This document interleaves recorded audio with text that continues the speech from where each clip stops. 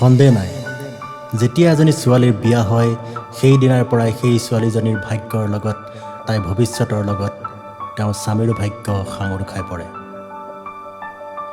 এগৰাকী পত্নীয়ে যি ভাবে, যি কৰে, যি কয়, তাৰ প্ৰভাৱ তেওঁৰ পতিৰ ওপৰত নিশ্চয় পৰে। অৰ্থাৎ বিয়াৰ পাছত এগৰাকী ছোৱালীৰ জীৱন তেওঁৰ পতিৰ লগত এক হৈ পৰে।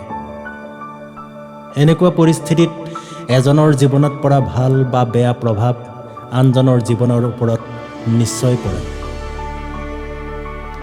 এনেতো কোনো পত্নীয়ে পুৰুষৰ জীৱনলৈ সৌভাগ্য কঢ়িয়াই আনে, কিন্তু এনে পত্নীও আছে যি এজন ল'ৰাৰ জীৱন দুৰ্বিষহ কৰি তোলে। যি পত্নীয়ে পুৰুষৰ জীৱনলৈ সৌভাগ্য কঢ়িয়াই আনে তেনে পত্নীক সৌভাগ্যৱান বুলি কোৱা হয়। এফালে যেনেকৈ এনে পত্নী থাকে যি নিজৰ গুণেৰে নিজৰ পতিক উচ্চ আসনলৈ লৈ যায়, তাৰ বিপৰীতে এনে পত্নীও আছে যাৰ বাবে পতিৰ জীৱন কেৱল দুখেৰে ভৰি পৰে। এনে কিছু পত্নীও আছে যাৰ বাবে এজন ল'ৰাৰ জীৱন সম্পূৰ্ণই বদলি হৈ যায় আৰু তেওঁক সৌভাগ্যশালী কৰি তোলে।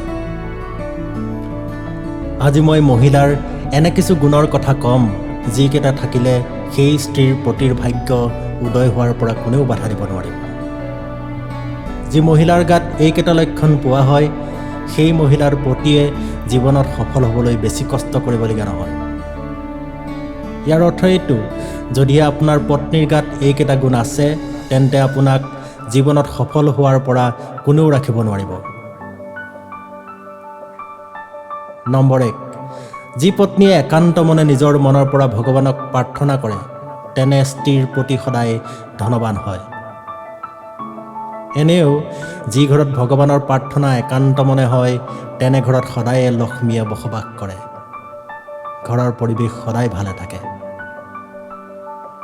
দ্বিতীয়তে, যি পত্নীয়ে সদায় ঘৰৰ কাম সুচাৰুৰূপে কৰে, সকলোকে আনন্দত ৰাখিবলৈ চেষ্টা কৰে, পতিক সুখত ৰাখিবলৈ চেষ্টা কৰে, তেনে পত্নীৰ ওপৰত লক্ষ্মী দেৱী সদায়ে পৰম সন্তুষ্ট হয়। এনে পত্নীৰ ওপৰত লক্ষ্মী দেৱী নিজেই আশীৰ্বাদৰ কাৰণ হৈ পৰে। এনেকুৱা স্ত্ৰীৰ স্বামীৰ ওপৰত সম্পদ, টকা পইচাৰ বৰষুণ হ'বলৈ আৰম্ভ কৰে।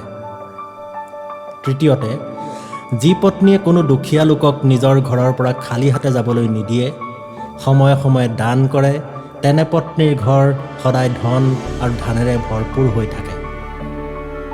এনেও কোৱা হয়, যি দান কৰে তেনে ব্যক্তিৰ ভঁৰাল লক্ষ্মী দেৱীয়ে সদায়ে ভৰাই ৰাখে। এনে পত্নী যিসকলৰ ঘৰত থাকিব, দুখ আৰু বেজাৰ তেনে ব্যক্তিৰ ঘৰৰ ওচৰলৈ আহিব নোৱাৰিব আৰু তেওঁৰ পতিৰ ভাগ্য সদায় ধন আৰু ধানেৰে ভৰপূৰ হৈ থাকিব। আপোনাৰ যদি এনে গুণ থকা পত্নী আছে, তেন্তে আপোনাৰ সমান ভাগ্যশালী কোনোৱেই নাই। আপোনাক আপোনাৰ জীৱনত সফল হোৱাৰ পৰা কোনেও বাধা দিব নোৱাৰিব। আজিলৈ ইমানেই। আশা কৰিছোঁ আপুনিও জীৱনত এনে এগৰাকী গুণ থকা পত্নী লাভ কৰে আৰু আপোনাৰ জীৱনটো শান্তি আৰু সমৃদ্ধিৰে ভৰি থাকে। ধন্যবাদ।